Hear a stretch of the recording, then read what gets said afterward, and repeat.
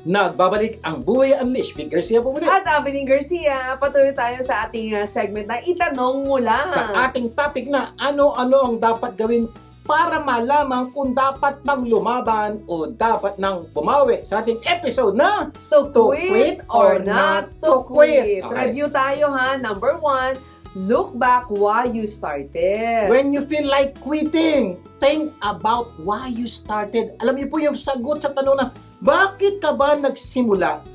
Makakatulong po ito para gabayan ka kung lalaban ka pa o susuko ka na. Pag binalikan mo yung dahilan at tingin mong mali, malamang sumuko ka na.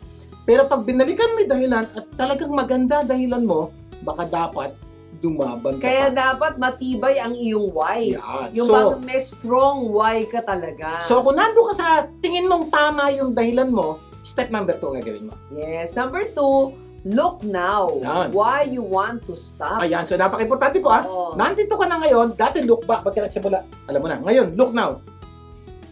Bakit mo ba gustong tumigil? Ba't ka ba naguguluminahan ngayon? Bakit parang gusto mo nang sumuko, pero gusto pang tumuloy? So alamin mo ang dahilan kung ano yung bumabagabag sa inyong damdamin. Kumbaga, tama ang iyong dahilan kung Mm-mm. bakit ka nagsimula. Ang kailangan nating alamin kung bakit parang gusto mo nang sumuko ngayon. Sabi ko, Oo. bakit ka nababagabag? Oo. Ba't para bang gusto mo nang sumuko pero gustong pang ano yung dahilan? At again, iba-iba ang dahilan bakit gustong sumuko ang tao. Ikaw lang nakakalam nun. Ilan sa mga dahilan ay yung mga sumusunod. Ito, makinig po kayo, ha? Baka, Una. tingnan mo, ha? Hindi namin alam yung dahilan mo, pero meron kaming mga normally dahilan bakit sumusuko ang tao.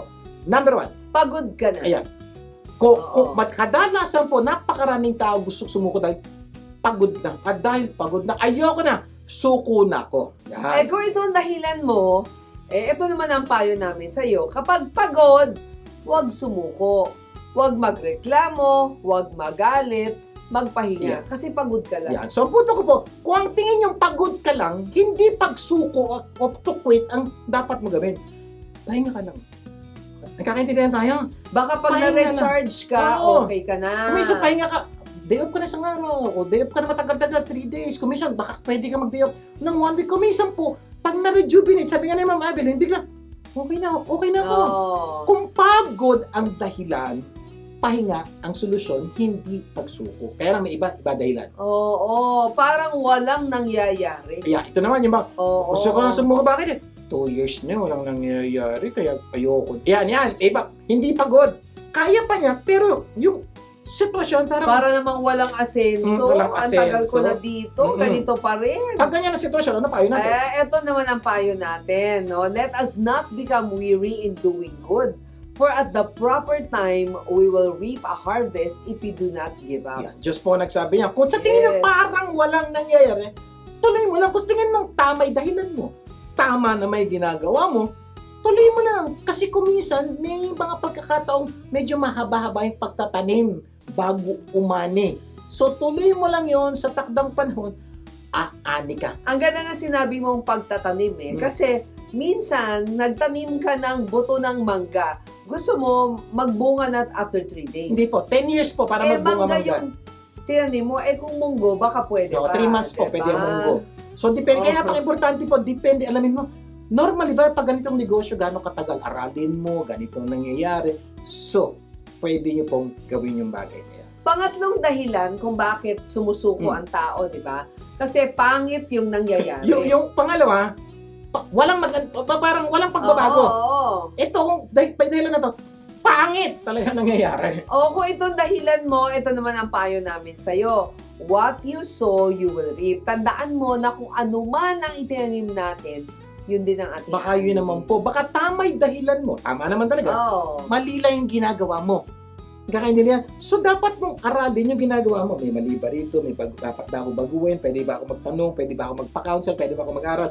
Baka mali. Baka pag tinama mo na yung ginagawa mo, baka gumanda na ang mga pangyayari. Yun po ibig sabihin Kaya namin. nga, if you want things to get better, you need to get better. Kung palagay mong pangit ang nangyayari, baka naman pangit yung ginagawa mo. Baka kailangan may baguhin ka. Kaya kung gusto mong gumanda ang ginagawa mo, di gusto mong gumanda yung pangyayari, dapat pagandahin mo rin yung ginagawa mo. Ano yung mga sample natin? Oh, example, kung yung sa mag-asawa, di ba? Kung gusto mong mahalin ka ng asawa mo, mahalin mo rin siya. Huwag mong hintayin na siya ang magsimula. Dapat Kasi ikaw. commission hindi naman ako minamahal ng asawa mo. Asawa ko, tanong, minamahal mo ba siya? So, hindi naman niya ako ikaw ang magsimula.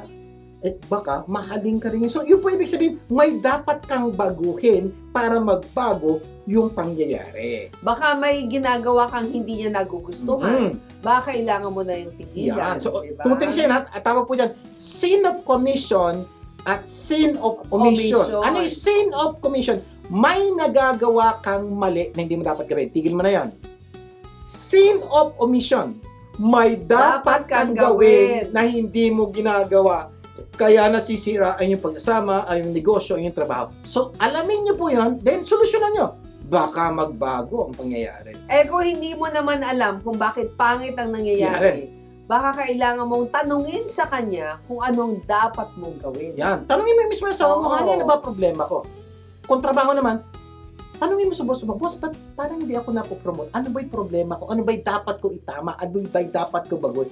Importante po yun. Kasi po, mabibigyan ka ng gabay ng taong pinoproblema mo. Oo. At malalaman mo, specifically, ay, ito pala yung dapat kong gawin. At kung nahihirapan ka pa rin, baka kailangan mo nang humingi ng tulong sa iba.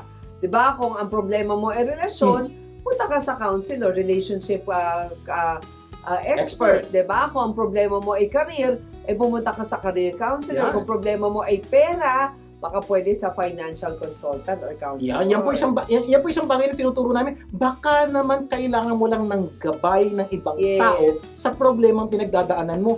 Para kung may sakit ka physically, di ba, tumatawag ka ng doktor. At kasi doktor kasi may specialization sa physical sickness. Ganon din po, kung mayroon kang emotional sickness, may emotional doctor. Kung mayroon kang financial sickness, may financial doctor. May career sickness ka, may career doctor. Try magpa-counsel, matutulungan ka niya. Correct. Number 4. Baka ito naman dahilan. Parang hindi ko na kaya. Para yatang di ko kaya. Minsan dumarating ka sa pundong, di ko na kaya. Suko na ako, ubos na ang utak, ubos na ang aking lakas, wala na. Kung itong dahilan mo, ito naman ang payo ng Diyos, ha?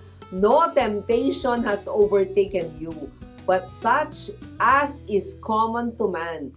And God is faithful, who will not allow you to be tempted beyond what you are able, but with the temptation will provide the way of escape also, so that you will be able to endure it. So, kumbaga, walang temptasyon na hindi mo mapaglalagpasan. Ang payo po namin, tuloy mo lang. Kaya mo yan. Kaya, ibig sabihin po, ano man ang kinalalagyan mo ngayon, kaya mo yan. Dahil sabot ko ng Diyos yun, gagawa siya ng paraan na makaalis ka sa sitwasyon mo yan, na kayanin mo yung problema mo yan. Tignan, di po kami nagsabi niyan. Diyos po, kaya mo yan. Dapat lang maniwala ka. Yan. So yun po, napaka-importante tandaan nyo. Ano man ang dahilan, alamin, solusyonan. Mamaya sa ating pagbabalik, itutuloy pa natin ang ating kwentuhan. Magbabalik pa po ang Buhay Unleashed. Huwag bibitiw.